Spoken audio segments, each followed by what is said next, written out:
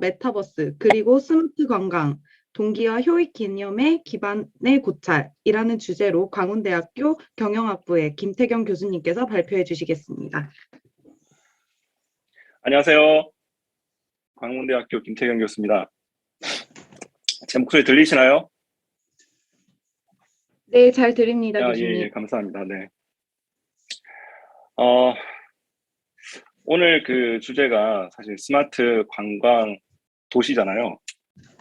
그래서 도시 얘기를 좀 해보려고 했는데, 제가 도시에 대해서 별로 아는 게 없어서, 저희가 지금 그 연구원이랑 하고 있는 그 연구에 대해서 조금 말씀을 드리고, 또 제가 느낀 바를 좀 정리를 하면서 얘기를 드리려고 합니다.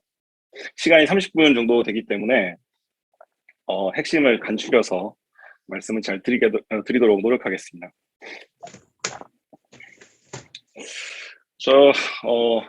사람들이 그러잖아요. 뭐 하러 사느냐. 보통 저희 아버지가 저한테 자주 하시던 말씀인데, 너는 뭐 때문에 사냐 도대체. 어, 제가 그 고민을 그 대학 가면서 했었어요. 도대체 내가 왜 대학을 갈까? 도대체 나는 왜 일을 하고 돈을 벌까? 네, 생각해보니까 놀고 먹고 잘 살려고 하는 거더라고요. 그래서 노는 게 되게 중요하다는 생각을 많이 하고 있고요. 요즘도 그렇습니다. 특히나 요즘 그 코로나19 때문에 놀러를 못 다니니까 특히 그런 생각 많이 드는 것 같아요. 노는 게 도대체 뭘까? 삶을 딱 두 가지로 나누면 여가와 노동으로 나눌 수 있을 것 같아요. 저희가 일을 하거나 아니면 여가를 즐기거나 이게 인생이라고 생각이 되는데, 그러면 도대체 노동은 뭐고 여가는 뭔가 생각을 해봐야죠. 노동은 그야말로 싫은 거죠. 감정적으로 따지면 별로 하고 싶지 않은 것. 그리고 여가는 그런 하고 싶지 않은 것에서 벗어나는 거라고 생각을 합니다. 적극적인 여가를 찾는 일들은 어찌 보면은 진짜 먹고 살 만한 상황이 되어서, 최근에 우리가 그래도 농업혁명 이후에 정말 먹고 사는 걱정을 조금 잊었을 때 여가가 대중화된 것 같고요. 보통 노동으로부터 벗어나는 거는 정말 귀족적인 삶이죠. 귀족들이 할 수 있는 그런 일들입니다. 그래서 노동을 대신해 줄 수 있는, 본인의 노동을 대신할 수 있는 하인들을 두고 본인은 여가로 탈출하는 그런 일들을 많이 했었죠. 물론 아리스토텔레스가 생각하는 여가는 전혀 그런 개념은 아닙니다만, 평화를 위해서 전쟁을 하는 거고요. 여가를 위해서 노동을 하고, 또 고상한 것을 위해서 저희가 유용한 것을 해야 한다. 교육의 철학이죠, 아리스토텔레스의. 그러면 여가라는 것은 결국 노동의 성취물인 겁니다. 이분이 얘기하기는. 그러니까 피해야 될 대상이나 도망쳐야 될 그런 곳이 아니라, 노동의 잉여가 아니라 정말로 여가가 목적이 되는 그런 삶을 살 수 있지 않을까라는 얘기를 했죠. 논다라고 하는 거를 조금 활동 측면에서 정의를 하면 레저가 되겠죠. 어떻게 놀 것인가, 무엇을 하면서 놀 것인가. 동기와 자유감으로 따졌을 때 우리가 정말로 마음속 깊이 내가 이걸 진짜 해야 되겠다. 그리고 스스로가 좀 인간다움 그런 거를 좀 제한을 하고 정말 기계처럼 일만 하게 되면 순수하게 돈을 벌려고 하는 일일 겁니다. 제가 교수를 하면서 제일 좋은 거는 일과 제 덕질이 일치가 돼 있다는 거죠. 아마 제가 하고 싶은 거 하면서 돈 받을 수 있는 유일한 직업이 아닐까라는 생각을 합니다. 그래서 좀 밖에서도 해라. 교수님들도 그렇고 학교도 그렇고 좀 공부도 하고 연구도 하고 해라. 의제적인 동기가 주어지고 있고요. 그러면서도 저는 굉장히 자유롭게 살고 있거든요. 그래서 여가와 직업이 일치되어 있는 삶입니다. 대부분 우리가 생각하는 이상적인 상황들은 이런 그 맥락에서 보면 외재적 동기와 지각된 자유감이 일치되는 그런 곳이겠죠. 하지만은 그걸 할 수 없기에 우리가 양쪽으로 이제 뻗어나가는, 순수한 직업을 가지거나 순수한 여가를 즐기거나 하는 그런 탈출구들을 저희가 찾고 있지 않을까 생각을 합니다. 우리가 자유감을 느끼고 또 여가라고 판단하는 주관적 행위가 곧 여가가 아니냐, 또 노는 것이 아니냐, 이렇게 얘기를 쉽게 할 수가 있는데요. 그렇게 따지면은 여행도 일종의 여가라고 정의를 할 수가 있겠죠, 저희가. 어, 차이점은 뭐냐면 굉장히 돈이 많이 들고 계획도 많이 세워야 되고 또 그에 따른 만만치 않은 위험도 있다는 게 좀 다를 겁니다. 레저가 무엇일까? 좀 더 학술적인 정의를 내린다 그러면 자기결정과 유능감 및 관계성을 증진시켜주는 자율적 지지 조건을 통해 육성되는 경험이다. 저는 도저히 이 말이 무슨 말인지 이해를 못하고 있습니다. 아직도.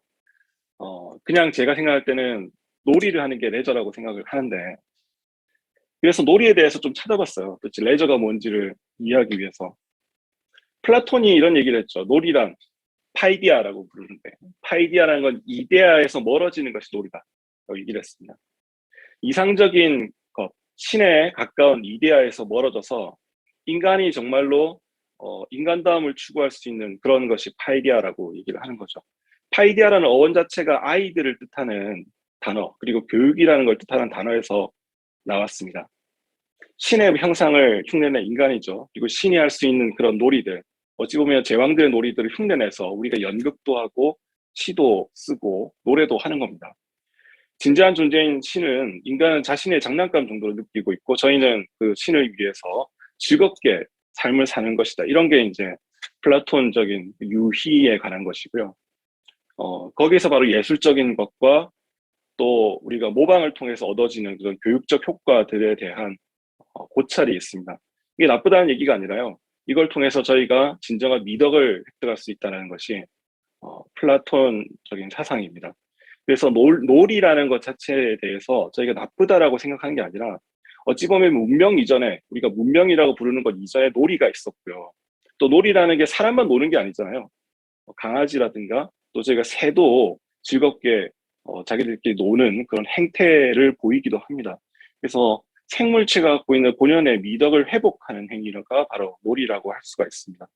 그리고 여행과 여가 이런 활동이야말로 우리가 일이라고 하는 그런 기계적인 것, 또 산업적인 어떤 부속품에 해당되는 그런 활동들에서 벗어나서 진정한 우리 신체의 자유와 감각적인 그런 회복을 꾀하는 그럼으로써 아랫배로 돌아가는 그런 일들이 아닐까 생각을 해봤고요. 오늘 구천모 교수님부터 시작해가지고 저희가 계속 이 철학관을 차려야 되는 얘기를 계속 하게 되는데 좀 이해를 해주십시오. 이게 메타버스라는 컨셉 자체가 워낙 새롭다 보니까 저희가 좀 근원으로 돌아가서 학자들은 얘기를 하고 생각을 좀 할 때가 많습니다. 칸트 같은 경우에는 어찌 보면 상상력과 지성의 자유로운 교합으로서 놀이를 생각했어요. 저희가 이 상상력이라는 것은요, 어찌 보면 밖에 있는 것이 아니라 우리 인식에서 기원하는 거거든요. 우리가 안에서 계속 뭔가 새로운 것들을 꾸며내고 또 현실과 다른 어떤 다른 것들을 계속 만들어내는 그 창조 활동들이 자유롭게 인식 안에서 일어날 수가 있어요. 그런 상상력과 또 그것이 현재 우리가 알고 있는 어떤 것, 또 우리가 되어야 되는 그런 도덕률, 이런 지성적인 요소들과 같이 조화롭게 융합되는 그러한 활동들을 놀이라고 합니다. 그래서 놀이라는 것은 어떤 목적성, 즉 지성에서는 또 자유롭고 또 어떤 그 알고 있는 것을 벗어난 상상력을 통해서 어떤 강제적인 요인들로부터 자유로운 그런 것이라고 얘기를 하죠. 니체는 논다는 거를 조금 더 그 형상을 잡아서 얘기를 했는데요. 여러분 그 생각해 보세요. 여러분이 로또를 사잖아요. 로또를 사서 제가 이거를 가지고 뭘 하겠다는 생각을 하십니까? 로또를 사면. 온갖 상상을 다 하시죠. 이제 로또가 되기 전까지는 굉장히 행복합니다. 그죠? 로또 당첨일이 되고 나면, 로또 1등 받은 사람 빼고 나면 별로 행복한 사람 없을 거예요. 이게, 확률적인 어떤 상상이 동원되고 또 확정적이지 않고 우리가 기대에 가득 찬 그런 상황들이 일이 돼버리면 결국에는 이게 주사위 던지는 것 자체가 노동에 편입이 되는 거죠. 근데 아이들 같은 경우에는 이런 확률적인 상황, 결과물에 크게 신경을 쓰지 않습니다. 로또의 그 결과물인 그 상품 내지는 당첨금에 신경을 쓰는 것이 아니라 오로지 이 주사위를 던지는 행위, 확률적인 행위는 새로운 뭔가를 찾기 위한 계기를 마련하는 도구일 뿐인 거죠. 저 확률적인 상황을 통해서 성취해야 되는 어떤 목적이 존재하는 것이 아니라 주사위를 던지고 또 구슬을 굴리고 하는 그런 앞으로 어떤 일이 벌어질지 모르지만 이걸 함으로써 뭔가 두근두근하는 느낌을 가지는 오로지 새로운 호기심과 기대를 발현하기 위한 그런 계기를 얻는 그런 과정 자체가 어린이들에게는 놀이입니다. 그래서 우리가 논다라고 하는 게 어떤 그 고상한 목적, 돈 이런 것들을 위해서 성취물을 위해서 뭔가를 하는 그런 활동이 아니라 그 과정에서 우리가 뭔가 다른 것을 얻기 위한 계기를 마련하는 그런 일들이라는 거죠. 메타버스 안에서 사람들이 무엇을 하고 있을까 되게 궁금하지 않으세요? 제가 그 작년에 오큘러스를 구입해서 오큘러스를 구입한 건 물론 게임을 하기 위해서 구입한 겁니다. 메타버스를 위해서 구입한 건 아니고요. 여러 게임들을 하면서 또 여러 활동들을 하면서 또 메타버스 커뮤니티가 굉장히 많아요. 오큘러스 안에. 들어가서 이제 같이 영화도 보고 사람들하고 얘기도 하고 콘서트도 하고 강연도 하고 이러면서 좀 살고 있는데 메타버스 안에서 도대체 나는 뭘 하고 있는 걸까 생각을 좀 하게 됩니다. 특정한 목적이 있어서 제가 들어가서 하는 건 아니고요. 그냥 재미있게 놀려고 하는 거거든요. 많은 사람들이 얘기를 하죠. 요즘 논문도 그렇고 책도 그렇고 사람들도 나와서 얘기하는 게 메타버스의 기원이 어딜까? 뭐 누구는 이제 닐 스티븐슨이 썼던 소설에서 메타버스가 나왔다. 또 우리 레디 플레이어 원, 어니스트 영이 썼던 레디 플레이어 원이라는 이 소설에서 메타버스가 시작됐다 이렇게 얘기를 하는데 메타버스의 기원을 찾는 거는 그렇게 생산적인 논의는 아닌 것 같습니다. 제 생각에는. 메타버스가 뭔지를 이해하기 위해서는요. 저희가 앉아서 역사 공부를 할 게 아니라 선생님을 모셔야 돼요. 제 집에도 두 분의 훌륭하신 선생님이 있습니다. 나이가 굉장히 어린데 제 자녀들입니다. 초등학교 6학년과 초등학교 3학년이 이제 올라가는 제 자녀들이 저희 아주 훌륭한 선생님들이고 교과서거든요. 이 친구들한테 오큘러스 기기를 주면 정말로 저희가 생각하는 메타버스가 뭔지를 확실하게 보여줍니다. 저희 와이프는 굉장히 싫어하는데 테라리아 게임을 같이 하게 하고 또 마인크래프트 게임을 하게 하고 이러면 정말로 메타버스가 뭔지 저희에게 아주 잘 보여주는 친구들입니다. 훌륭하신 분들이 메타버스 얘기를 많이 했지만 제가 볼 때는 저희가 학자로서 또 실무자로서 메타버스를 이해하려면 정말로 아이들하고 친하게 지내야 되겠다라는 생각을 요즘 많이 하게 됩니다. 그리고 이들이 과연 아이로 남을 것인가? 그건 아닐 것 같고요. 한 10년 지나면 이제는 저희하고 전혀 다른 세상을 살게 되는 새로운 세대가 되겠죠. 그때 되면은 이 젊었을 시절에 어린 시절에 자기들 경험했던 메타버스 세상이 실제로는 경제 세계에 깊숙이 뿌리 박혀 있는 그런 상황 속에 살게 될 겁니다. 제가 두려운 건 뭐냐면 그런 상황에 저도 같이 살아야 된다는 거죠. 아직까지는요. 메타버스가 일이냐 놀이냐 글쎄요. 제가 여러 군데 가면서 이렇게 돌아다니 보면 참 저희 세대 내지는 이제 일을 하시는 분들한테는 메타버스가 좀 다르게 다가오는 것 같습니다. 젊은 친구들이나 어린 친구들 같은 경우에는 메타버스 명백히 게임이고요. 이 안에서 자기들이 자유를 찾기 위한 어떤 돌파구를 얻는 지렛대 정도입니다. 근데 저희가 생각하는 메타버스라는 거는 굉장히 일에 가까운 거죠. 사내 메타버스 프로그램을 전개했다. 그리고 신입생 환영회를 메타버스로 했다. 주로 메타버스에 관련된 키워드를 찾아보면 이런 얘기들이 굉장히 많습니다. 결국엔 이걸로 일을 하자는 건데 전혀 이해를 못하는 거죠. 메타버스로 일을 해야 된다고요? 그럼 저희는 메타버스 안 할래요 라고 하는 게 제 첫째 생각이에요. 가상세계에 관해서 저희 연구를 굉장히 많이 했어요. 가상세계의 요소들이 뭐가 있느냐. 형상학적 연구죠. 가상세계는 도대체 무엇으로 구성되어 있느냐. 마치 우리 건물은 무엇으로 구성되어 있느냐라는 얘기랑 똑같아요. 결국에는 시멘트와 철골로 구성되어 있잖아요. 건물들은. 뭐 유리창도 있고요. 그런 건물을 해체해서 안이 뭘로 되어 있느냐를 보기 위해서 저희가 지금까지 얘기를 굉장히 많이 했습니다. 버추얼 리얼리티 기기들도 많이 나오고요. 또 메타버스 서비스도 많이 등장했는데 그리고 저희가 접근했던 방법은 그런 어떤 해석적인 방법들로 접근을 많이 했었던 거죠. 가상세계에 관해서 이제 가장 공헌이 컸던 사람이 누구냐라고 따져보면 밀그램하고 키시노 같은 이런 초기 연구자들이에요. 혼합 현실과 가상세계 그리고 현실과의 차이를 보기 위한 다양한 컨티넘들을 제안을 했습니다. 예컨대 에피 프레임워크라든가 또 디바이스의 특징에 따라서 우리가 어떻게 가상사회를 구현하고 있는지 또 가상세계에서 나의 실제감은 어떠한지 그 증감에 따라서 저희가 또 가상세계를 분류하기도 했었고요. 상호작용성이라든가 또 형상학적으로 우리가 가상세계의 어떤 국면들을 어떻게 볼 것인가, 뭐 라이프 로깅이라든가 거울세계라든가 증강현실, 가상세계 뭐 이런 카테고리를 잡는 작업들을 굉장히 지금까지는 많이 했었거든요. 근데 따져고 보면 기반 기술에 대한 이해는 꽤나 진행이 많이 됐어요. 저희가 디바이스를 만들어서 상품으로 팔 수 있을 정도까지 갔다는 거는요. 이미 상업화 가능한 기술들에 대해서는 우리가 충분한 이해를 하고 있다고 보는 거죠.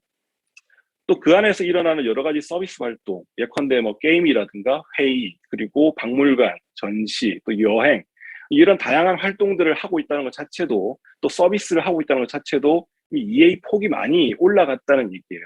그런데 이걸 통해서 돈을 어떻게 벌 거냐에 대한 얘기는 거의 저희가 사실 경험을 못 해보고 있어요. 지금까지의 경우는 뭐냐면 게임을 판매하는 거예요. 게임을 판매하고 또 그 안에서 저희가 동영상을 보여주고 또 미디어로서의 가상사회를 저희가 체험하게 하고 이런 측면이지 도대체 저희가 생각하는 가치 생산에서 어떻게 돈을 벌 것인가 이 점에 대해서는 아직 논의가 충분히 이루어지지 않았다는 거죠. 근데 이런 거를 보면 저희가 90년대 중반부터 2000년 중반까지 이어지는 인터넷의 발전을 그대로 답습하고 있는 것 같이 보여요. 제 생각에는. 초기에 인터넷이 나왔을 때는요. 굉장히 과학자들이 쓰는 정보 교류의 네트워크였어요. 엄청나게 멋있고 좋은 네트워크였죠. 그러다가 넷스케이프 이후에 저희가 그 여러 가지 그 정보를 찾아볼 수 있는 도구들을 민간에게 공개하자 또 그 위에 결제를 붙이자 이게 상업 플랫폼으로 발전이 됐거든요.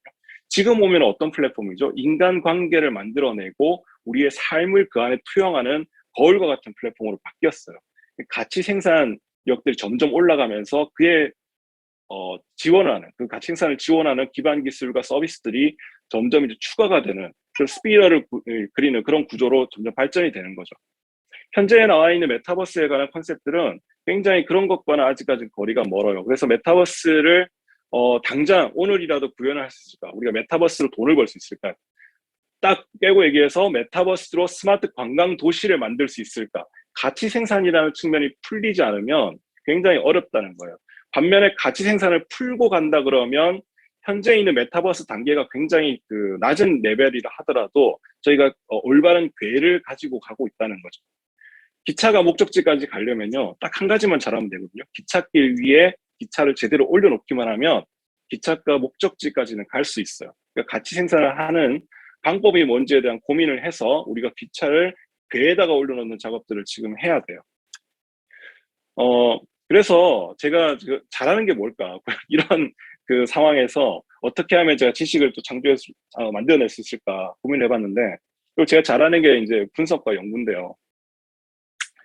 오큘러스 스토어에 이제 한국 스토어만 얘기입니다. 한국 스토어에 241개 정도의 애플리케이션이 올라와 있어요. 물론 이제 매일매일 증가되기 때문에 이 수치가 정확하게 맞지 않을 수도 있고요. 글로벌 그 오큘러스 플랫폼 위에서는 더 많은 애플리케이션이 지금 올라와 있거든요.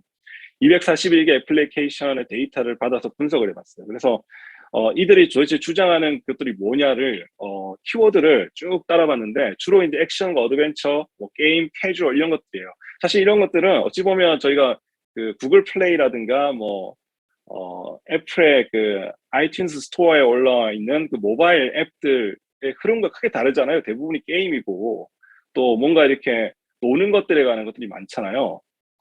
근데 제가 보니까 이게 흥미로운 사실이 그런 모바일 생태계에서 없던 게 여기 있어요.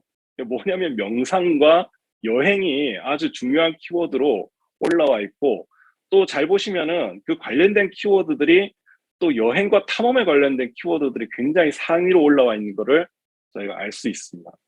도대체 메타버스는 뭐가 다르길래 그 모바일 세계와는 다른 키워드들을 이렇게 활용을 하는 걸까? 명상 관련된 앱들이 굉장히 많아요, 메타버스. 제가 그 거의 하루에 저는 한 4시간을 오큘러스를 쓰면서 보내거든요. 밤에 이제 집에서 연구실에서 집으로 돌아가면 애기들은 다 자고 저는 지쳐 있잖아요. 그러면 일단은 오큘러스 끼고 게임을 합니다. 게임을 하면 지치잖아요. 근데 힘들어요. 다 몸을 움직이는 거라서. 힘들면 뭐 하냐면은 명상을 합니다.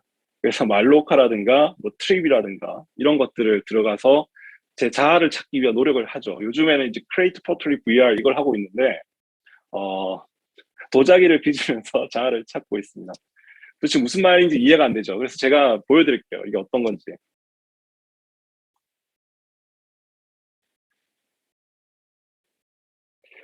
자, 영상이 지금 끊어지나요? 네, 살짝 끊어집니다, 교수님. 네. 장면을 제가 보여드릴게요. 그러면. 자, 이게 지금 도자기를 만드는, 어, 공방에 지금 여러분들을 초대한 거예요. 그래서 제가 손으로, 도자기를 저렇게 빚어요. 지금 명상을 하는 거죠. 이렇게 좋은 음악을 들으면서 도자기 빚는 소리를 들을 수 있어요. 촉감도 있습니다. 이렇게, 싹 이렇게. 물론 상상 속의 촉감이긴 하지만, 도자기를 빚으면서, 내면을 다스리는 거죠. 그리고 이쁜 도자기를 빚어서 상품을 만들어서 저걸 샵에다가 올립니다.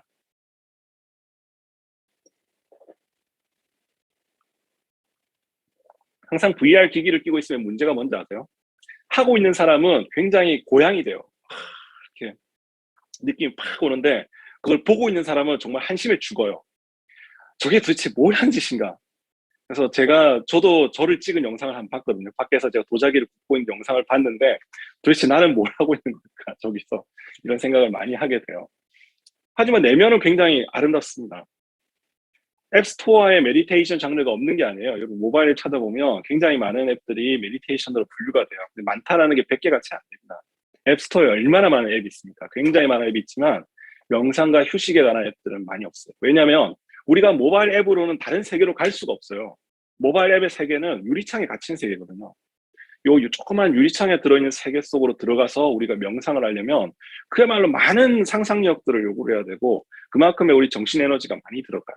그런데 VR 세계로 가게 되면 메타버스 쪽으로 가게 되면 우리가 그 공간 속으로 들어가는 거, 이멀전이 되기 때문에 들어가서 새로운 명상과 새로운 경험들을 할 수 있습니다.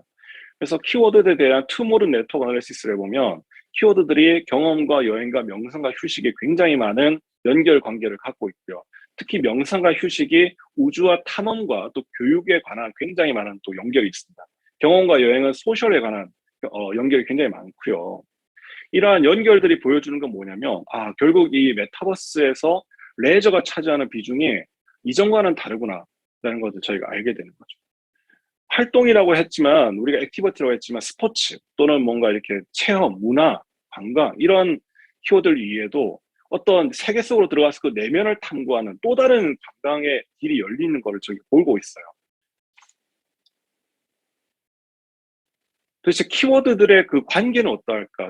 여러분이 보시면 키워드 네트워크가 쫙 있잖아요. 그 네트워크들이 다른 키워드를 이끌어내는 그런 관계들을 찾아보면 우리가 이 그 중심 키워드들의 위상에 대해서 알 수 있어요. 이 키워드가 다른 그 키워드들의 조종자 역할을 하는 것인가, 또 행상의 역할을 하는 것인가, 또 문직이나 대표 역할을 하는 것인가, 그런 것들을 찾아볼 수 있거든요. 그래서 GNF 분석을 통해서 그런 역할들을 좀 파악을 해봤는데, 역할들을 보면 이 레저라는 키워드가 사실은 다른 그 키워드들, 예컨대 뭐 게임이라든가 또는 아트라든가 무비라든가 이런 키워드들의 어떤 중간 연락책 역할을 굉장히 강하게 하고 있습니다. 투어리즘도 마찬가지예요. 저희가 결국에는 게임이라는 것을 통해서 투어리즘을 하고 투어리즘이라는 걸 통해서 또 게임으로 가고 또 그걸 통해서 소셜이라는 걸로 가고 서로 다른 키워드들 연결하는 그런 레이슨 역할을 또 하게 되죠. 또 다른 관련되어 있는 키워드들의 게이트 키핑 역할을 또 레이저가 하고 있습니다. 레저와 같이 나오는 등장하는 키워드, 예컨대 레저 플러스 명상. 그럼 사실은 이 레저라는 키워드를 찾아 들어가서 명상이라는 키워드를 또 저희가 취할 수가 있고, 그래서 게임이라는 것, 또 아트라는 것, 프로덕티비티라는 것 이외에도 상당히 상위의 이 키워드롤에 보면 연락책과 문지기가 이 키워드를 차지하는 걸 알 수 있습니다. 현재 앱들을 쫙 놓고 봤을 때 이 앱의 디스크립션을 분석한 거거든요. 디스크립션을 쫙 놓고 봤을 때는 이 오큘러스 세상에서 이 VR 버추얼 월드 세상에서 레저가 차지하는 위상이 이전의 모바일 세계에서 차지하던 위상과는 확연하게 다르다는 것을 알 수가 있습니다. 그럼 사용자들은 어떻게 느끼느냐? 디스크립션이라는 거는 결국 개발자들이 만든 거거든요. 자기들이 이제 어떠어떠한 앱을 만들었습니다. 이렇게 얘기하는 건데, 사용자들이 거기에 대해서 리뷰 같은 거는 이제 어떻게 이걸 느끼느냐? 그걸 또 파악을 해봤어요. 오큘러스 앱스토어에 들어가 보면 친절하게 사용기를 다 올려놨습니다. 얼마나 고마운지. 이런 데이터를 얻으려면 정말 돈을 들여서 막 연구를 해야 되는데, 이걸 미리 다 올려놨어요. 그냥 긁어오기만 하면 돼요. 얼마나 행복한지 모릅니다. 그래서 쫙 긁어와가지고, 그 코멘트들에 대한 토픽 어널리시스를 ADA 방법으로 했어요. 적절한 토픽 개수를 찾아보기 위해서 알고리즘을 돌려서 봤더니, 이 보면은 가장 낮은 지점에 이제 9개로 나오잖아요. 그래서 낮은 지점 근처에 가장 적절한 토픽들이 있는 거거든요. 그래서 저 토픽들의 내용들을 쭉 한번 훑어봤어요. 그랬더니 이제 관련되어 있는 키워드들이 뭐 컨텐츠나 경험, 또 PC 커넥션, 메디테이션, 스토리텔링, 무비, 스페이스, 퍼즐, 아웃도어 이런 키워드들이 상당히 그 주제를 가지고 뭉쳐 있는 거를 저희가 볼 수가 있는데, 그러니까 사람들이 리뷰를 할 때도 이게 과연 나한테 이제 얼마큼의 그 평안과 안식을 주느냐, 또 얼마큼의 스토리텔링이 가능한가, 또 이런 것들을 가지고 또 리뷰를 하고 있었다는 거죠. 여러분들 게임을 싫어하시지만 이 게임을 잘 아실 거예요. 테트리스. 그죠? 여러분들 테트리스 못 하시는 분 아마 거의 없을 겁니다. 테트리스가 우리가 볼 때는 그냥 게임이잖아요. 이 오큘러스에 사용하면 그냥 게임이 아닙니다. 명상의 도구가 됩니다. 여러분들이 그 테트리스를 하면서 명상한다는 건 정말 웃긴 얘기라고 생각을 하실 텐데, 실제로 힐링이 됩니다. 하시다 보면. 여러분 한번 느껴보십시오.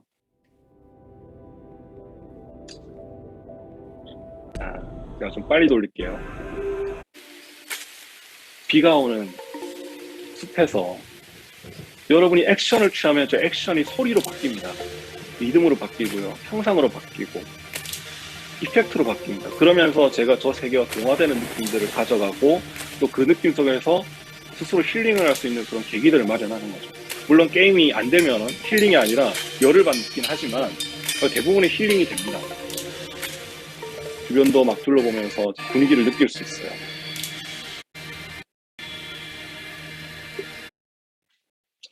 아예 그냥 저희가 힐링을 위해서 이 플랫폼을 사용할 수도 있습니다.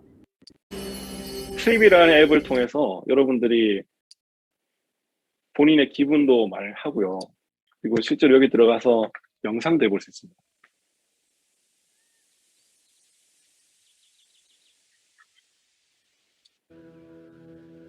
Sense of well-being.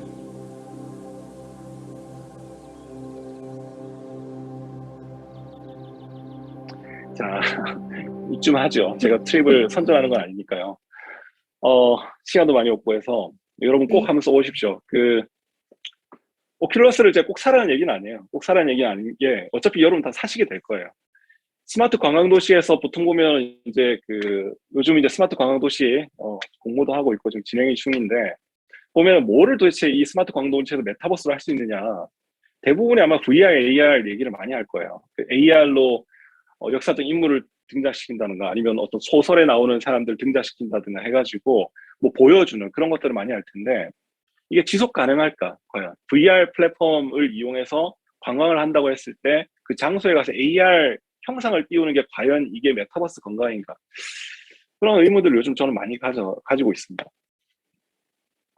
또 보면은 어디 완드라는 앱이 있는데요. 이 앱은 전 세계의 모습들을 쫙 보여줍니다. 여러분들이 전 세계 어디로 가고 싶어요? 그럼 완드로 들어가면 바로 그 자리에서 시카고로 갈 수 있습니다. 시카고의 5년 전의 모습, 10년 전의 모습도 그 안에서 볼 수 있거든요. 타임머신 기능을 이용해서 공간과 시간을 자유롭게 돌아다니면서 볼 수가 있어요.